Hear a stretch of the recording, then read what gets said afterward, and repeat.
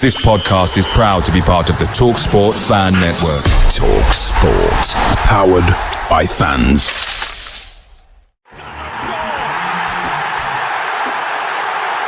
Styles with a save. To the second here. A classic counter-attack and Gibbs White puts Nottingham Forest 2 ahead.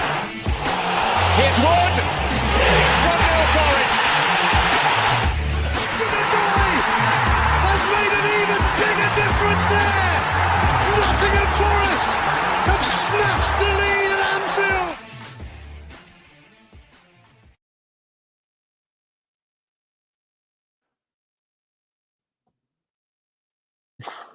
Mute button's going ballistic there. Good evening, everyone, and welcome to something of a emergency pod, if you like, as we discuss revelations regarding Nuno Espirito Santo's future, which all sort of come to light today.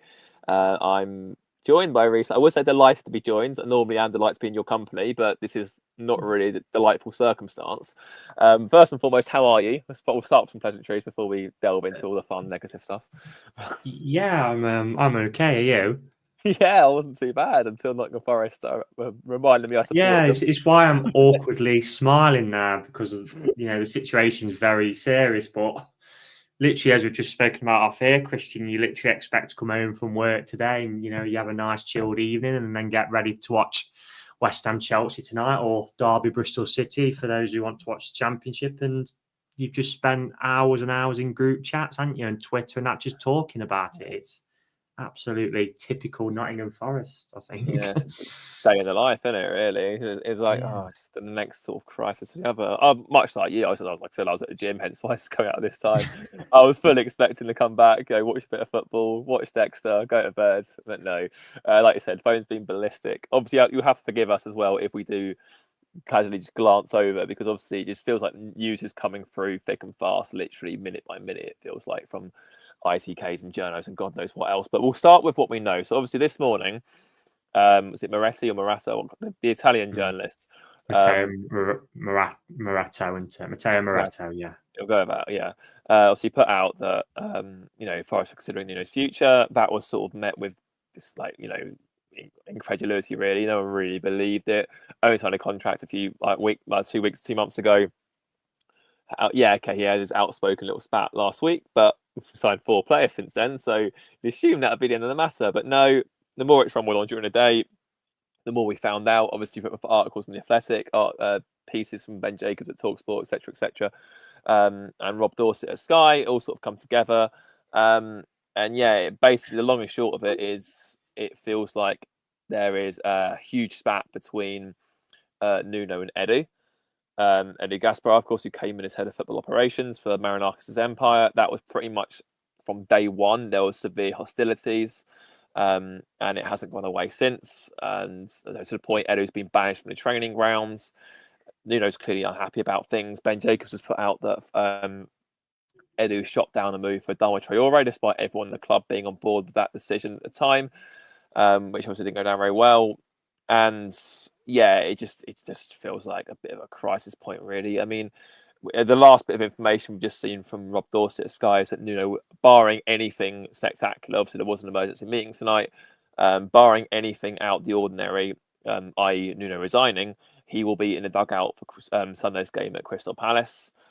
But Reiss, I mean, what's your sort of immediate take on it? I suppose we'll start with that. I can't say I'm shocked, because nothing, I guess, in football shocks you anymore because of how the industry works, really. It's hard to put into words. I'd say disappointment because of all the euphoria we've had, with beating Brentford last week and playing so well. The 4 players we've brought in last week, Hutchinson, McAtee, Callum Wendo, and obviously last night, Douglas Luiz. So everyone's on a high. We're looking at Crystal Palace last night, where they've only just scraped past Fredrikstad, which I expected them to beat them more comfortably. You then got their chairman and manager at loggerheads. Eze's going, so you're rubbing your hands for Sunday and think, right, well, I've said on the last pod about being pretty content with a point there. You think, we can go there and beat them, because they'll be thinking about that Europa Conference League qualifier as well. And then in typical Forest fashion, this all comes out today, doesn't it? And it's just mental, really, because it's been more as each story's broken. There's kind of been more meat on the bones every time, hasn't they? So, look, it doesn't come as a surprise to me that Nuno's unhappy because of the interview from last week. But you'd have thought with the 4 players we've brought in and the win against Sunday, because you sometimes see, don't you, in performances, if there's not all things behind the scene of custody. We've seen it with Karanka, didn't we, when he had his outburst. It led to the Norwich City game when we completely collapsed, for example. But we played so well Sunday, and you're thinking, well, everything's smoothed over. These new players have come in. And then for all this to come out today, it's just, crazy, really. It's a lot to take in. But, the be all and end of it really is, there's a breakdown between Nuno and Edu from day one, which is strange because, I know Nuno signed a contract just before Edu come in, but you'd think really that Marinakis has probably mentioned that he would be looking likely for him to come in them talks. So for it to be from day one and Nuno being the aggressor as well, according to The Athletic, it's odd what's been said by Edu to get such a reaction. Because you'd think as well with the currency Nuno's got, if it was just the Adama Traore thing, that would just probably sign him because it costs under 10 million, wouldn't he? So you got to think really it's probably more than that. And the funny thing is, I sat just behind the dugout for the Fiorentina game, and Edu was actually a couple of rows behind me because I put a picture in our group, and he looked really awkward and sheepish. And at the time I was like, that might be just because it's his first time at the City ground, it's new surroundings for him and that, and he's just having a look around. But obviously with this coming out, it's kind of told me why he looked that way. So look, it needs resolving one way or another. That obviously the club have had this emergency board meeting tonight. I mean, if I was to put a bet on it, it probably looks like it's going to be Nuno going out the door. I can't. The thing is for Marinakis, he's brought in Edu as well. If Nuno's the aggressor and he thinks, well, Edu's not in the wrong here, why would it? He's not going to think, well, I'm going to sack him. Am I? He's brought him in to oversee his footballing empire. So it's going to be interesting, really, what happens. But like I said, it needs resolving pretty quickly. It does. That's the most. I think that's the critical thing. Isn't going to kind of disrupt. Well, it probably isn't it? But I hope it's not going to disrupt the players for Sunday, really. Well, I mean, you only saw Nuno sort of say that you could sort of see it on their faces at training today that it's obviously they've seen the news and whatever else. But I think, to be honest, it sounds quite funny saying this, that given everything that has gone on, and obviously I know Palace and Spurs fans and the wider media have gone straight to Marinakis, I actually feel like he's kind of in the middle of this one. It's not really. He hasn't really done anything either way. I actually feel a bit sorry for him, to be honest, because on the one hand, he's got a very successful manager who's done wonders with Nottingham Forest, who has been backed. He's got fair enough. There's a delay or whatever else, but ultimately, come the end of the transfer window, Nuno will have a very deep squad, I reckon, if he's still there, of course. On the other hand, you've got Edu Gaspar, who is hired to be head of director of football operations, whatever else across his empire. He probably saw the two working together quite seamlessly and fluidly together, and it's just obviously not been the case. And now what does he do? So Sky have just, again, following on from what Dorset was saying, he said that there's still major discussions to come, but despite Marinakis' anger, he wants some kind of unity and no further distractions for a squad, which he feels is the strongest in decades. I mean, that's entirely true. But it's just chaos, isn't it? I mean, we'll go. It sounded like we'll go back to the the transfer thing, because this is where I do have some sort of, I do lean towards the club more so on this side rather than Nuno. I think on basis I am very much Nuno already, but in this aspect, I mean, I know obviously Nuno harped on about, and correctly and understandably, about how important pre-season was last season, how he got the team to bond together, how we saw that spirit throughout the season when the chips were down, like the Villa game, for example, when they literally fighting for the shirt and fighting to get something on the ports of Nottingham Forest, giving their absolute all for the badge. And he was saying how important it was to have that bond sort of built in pre-season. But that's not anyone at the club's fault that we weren't able to sign many players before then. I mean, tell me now, would Douglas Luiz have signed if we were Conference League? Probably not. And you look at some of the other players we've signed too, like Kalimundo, for example, probably a similar boat for them. You might have got McAtee, you might have got Hutchinson, but then you're still looking for a striker, you're still looking for a midfielder. So it's very obvious that was hindering Forest's business into the summer. But yeah, I mean, what's your sort of view on that aspect? Yeah, I get Nuno's frustrations because in an ideal world, of course, you want players on the first day of the season, but as we've seen with the Premier League this season, we don't live in an ideal world, unfortunately. There's teams better off than us, i.e. Newcastle, whose star strikers on strike, and they've not been able to get anybody in apart from Alanga. I know they've added Ramsdale, who wasn't a first choice, for example. They've also signed a lad from AC Milan at the back, but they was targeting a striker, for example, and they can't get one in. Fulham are struggling. Crystal Palace has struggled. And there'll be other examples as well. So, yeah, it's not ideal, but I'm looking at them from a sense that Marinakis has been a man of his word. He said, he's come out and it's like, once we know which competition we're in, we'll spend money for in the Europa League. And he's spent money. He's been a man of his word. He's backed the manager. I could understand Nuno more if, Marinakis had basically not signed anybody, but he's spent, 25 million McAtee, Kalimundo, the similar price, nearly 40 million Hutchinson, and, Douglas Luiz. So there's nearly £100 million spent there. So it's not like he's negated on his words and not backed him. And we're looking, we're active trying to sign a right back we've been linked with. So, we're not far off a really good squad. So, yeah, it's really strange, really. I guess it's all kind of happened because I think most fans would have probably thought last week's business and with signing Douglas Luiz as well last night would have, skipped over all this. But it's obviously something that's set in stone between Nuno and Edu, and it just looks like it can't be shaken off, really. Yeah, that is a concern. I mean, this is I said something on Twitter earlier as well. Like, if you look at some of the managers around the league, Marco Silva, for example, he's kicked off again big time today, sort of saying how unhappy he is about transfers. Glasner last night, basically saying where the players at, and these managers have got 1 year left in their deal.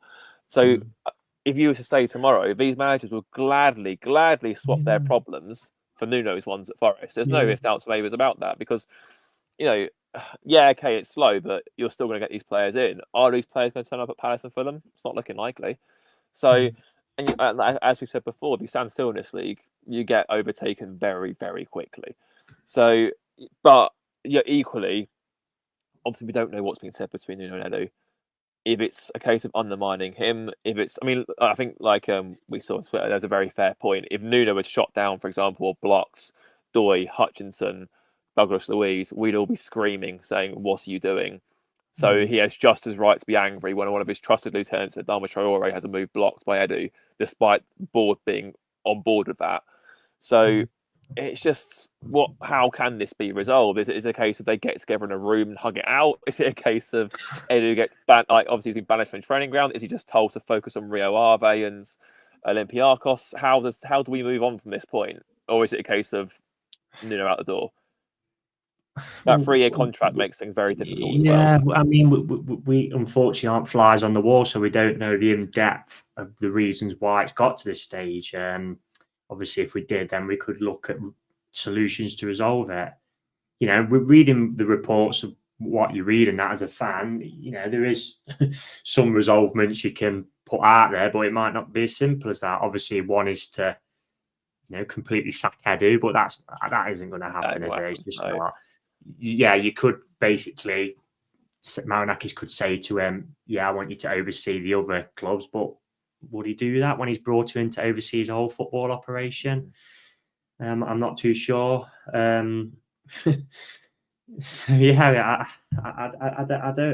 honestly don't know what the kind of solution is, really. Apart from, most fans would probably say, well, just sack Edu, but I'm just trying to think from Marinakis' point of view. I just couldn't imagine him doing that. It's. I mean, look, as fans, we're just hoping they all get in a room and we can sort it out, can't we? Because, like I said, this has come as a real disappointment because the news has been so good recently, hasn't it? Like I said, we started so well opening day. The signings last week, even down to like the kits and that, just looking back, everything's been going so well, really. And then for this to happen, one game into the season, is just so disappointing, really. But look, it needs resolving one way or the other. Otherwise, if they decide to part company, then they're going to be looking for somebody else. Yeah, I mean, I think that's the thing. It generally feels like we are on the cusp of something very special. It feels like we're really building towards having this momentous season where, despite obviously all of us, thinking Forest be mid-table, given the players that we've signed, it's sort of like, well, hang on a minute. Maybe that isn't the aim. Maybe we are actually like trying to at the very least maintain our position in the table, which is hugely exciting, as well as compete on other fronts as well. And like you said, everything's just like, the kits are great. We had a brilliant performance last week. It was men against boys for 45 minutes. And now it's just this cloud going over again. It's just, I mean, what I found interesting, I'm just sort of going through it again now. Dan Taylor's Athletic article, where it sort of says like, doesn't entirely suggest that it's, all over. It says that, it's not a healthy situation, of course, but can it be fixed? It doesn't really defensively say, no, it can't. But again, what's it going to sort of take to sort of fix that? I don't know. So, yeah, I think the simple solution would be, how it sounds, is to sack Edu, isn't it? But I don't think Marinakis is going to do that at all. I just would find that strange. No. But no, it's just, it's very frustrating, I think, because it just plunges us into so much uncertainty moving forwards. And it's not, I mean, we've seen some of the names linked today. I mean, or speculated. Obviously, some of the fans are sort of saying if Nuno were to go, for example, obviously Iraola's name's been mentioned. I doubt he'd leave Bournemouth. Last year contract though, so you never know. But even then, despite a full pre-season, lost 8 out of his first 9 games. Would Forest be that patient? Probably not. You look at Marco Silva, maybe seen some more hand in glove fit if Nuno was to leave. Obviously, likes a 4-2-3-1, worked at Marinakis before. Then you've got, that would be, a cherry on the top of the cake, wouldn't it, for Palace fans, wouldn't it? Probably send them right over the edge of that. And then, of course, you've got Postecoglou, who knows very well and would almost certainly take Forest into the Championship, giving his kamikaze side of football. If you're losing 22 games of Spurs of all teams, Forest got no chance. But the issue is, again, and there's another issue, is that someone's just flagged it here, actually. Nuno has all the respect to the squad. So it isn't a situation where, you're sacking a manager who is, on a bad run of form or whatever else, and the players are sort of looking for a new change or a clean slate. They're all wanting more of Nuno. They all love him. They're buying into what he's giving them. So if you sack from a position of strength, it's not necessarily the wisest move in the world. It's just, I just find it sad it's kind of got to this stage, really, because, like I said, it just sounds crazy with all the information that's come out today. It's just moved along so quickly, hasn't it? Look, as fans, all we can do now is kind of hope it gets resolved, and that's with Nuno staying, because I think every fan would pretty much want him to stay. But I just don't know what's going to happen, mate, to be honest. There's going to be a lot of uncertainty, and I'm sure there's going to be plenty of cameras around Nuno at Selhurst Park on Sunday, isn't they? As fans, all we can hope for is it gets resolved. I kind of, with what because you're only going on what you're reading into. I'm just looking at it and thinking it's kind of getting towards beyond repair, because when the manager starts saying things in press conferences what are for more behind the scenes, then you're in trouble. We've seen it. I know this is a very extreme example, but Antonio Conte set the place on fire, didn't he? And they had no choice but to sack him. And it's happened in the past. Scott Parker did it at Bournemouth. There's other managers as well who just basically started, mouthing off in press conferences. The chairman, the owner doesn't like it, and then they're like, well, I'm not having it. Because Marinakis would probably find it disrespectful towards him when he gets brought up in press conferences.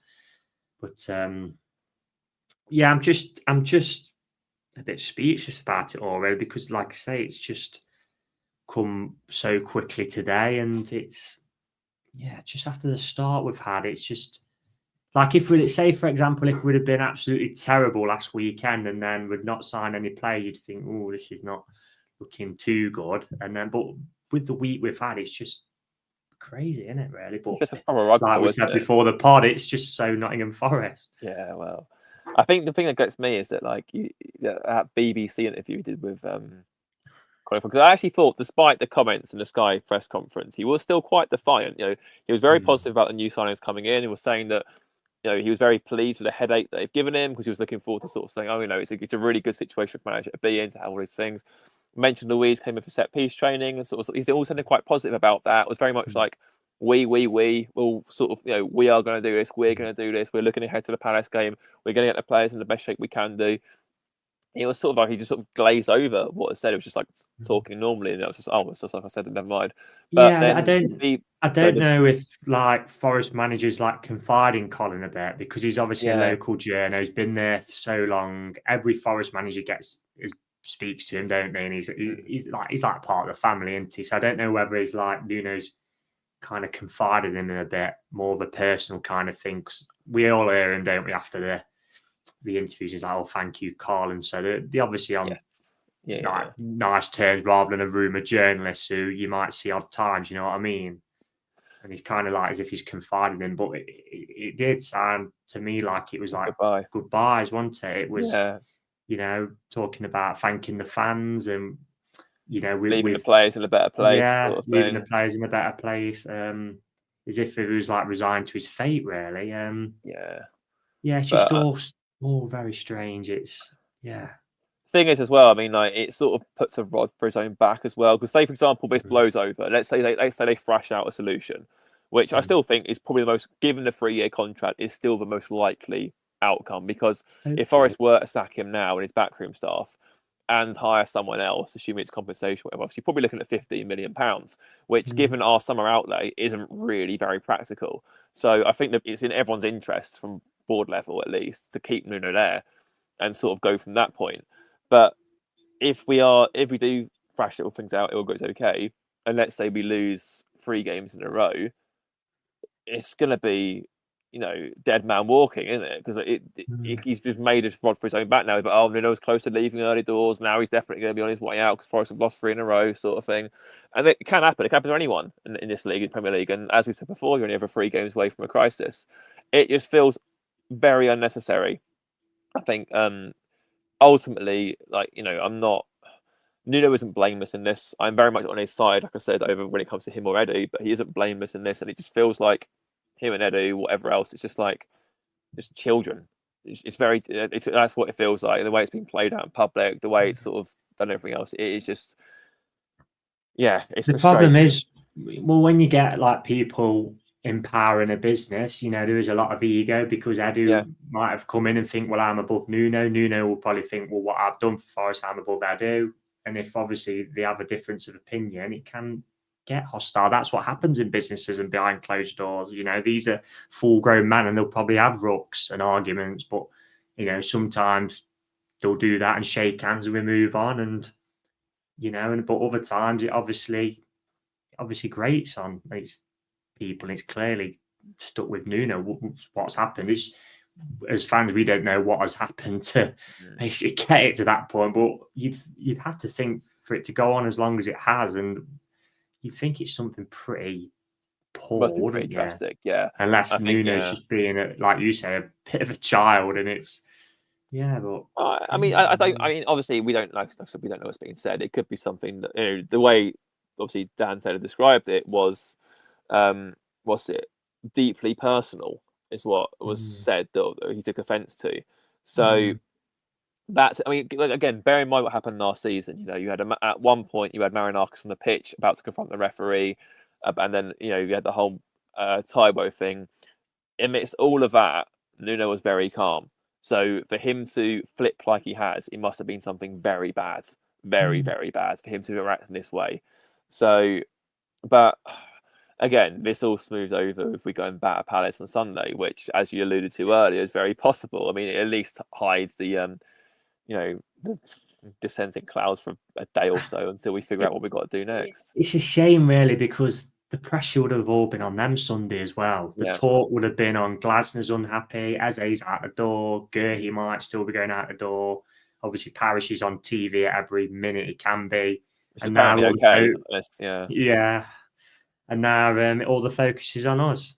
And, all the scrutiny will be on us. But, and so Oliver Glasner's probably delighted by what's happened today. But, look, you just got to hope really it hasn't crept into the players. But like you said, Christian, apparently the look on the faces of kind of bemusement. But I guess if Nuno is in the dugout, hopefully the players' mindset will be, well, it might be in the back of their minds that he's going, and they just go out and give a performance for him. Yeah, but it kind of reminds me of Wolves away with Cooper, where we all sort of knew he was done. The fans were singing his name relentlessly, but the players played their hearts out for him. Yeah, and obviously we got on that what was then available. We should have won that game, to be fair. That one-on-one Kouyaté missed. Kouyaté, Of all the people you want to be put through one-on-one with goalkeeper, was not Sheku Kouyaté. Well, his left back Toffolo scored, didn't he? That day, you wouldn't have expected him to score. So hit the post as well in that game. I'm pretty sure had a very good chance anyway. But I think he might have done. Yeah. But anyway, it's 8:00. A lot of you going to want to watch Chelsea and West Ham. Watch another manager under pressure, and Graham Potter try and squirm his way out of that one. We've had a peak of 563 people here today, which is pretty spectacular Friday evening. I suppose what I will say to win things up is, regardless of owners, players, managers, they will all come and go. But Nottingham Forest will always be there, and we'll always be there supporting them. It's just a very annoying time when a very good manager comes in the door and might be leaving. But we'll see what happens. Hopefully it will be good news and we'll all relax and continue our European adventure. But obviously until then, we'll be back on Sunday for analysis of the Palace match. And barring anything drastic happening between now and then, enjoy the rest of your weekends. Hopefully enjoy bank holiday weekends. But until then, come on, you Reds.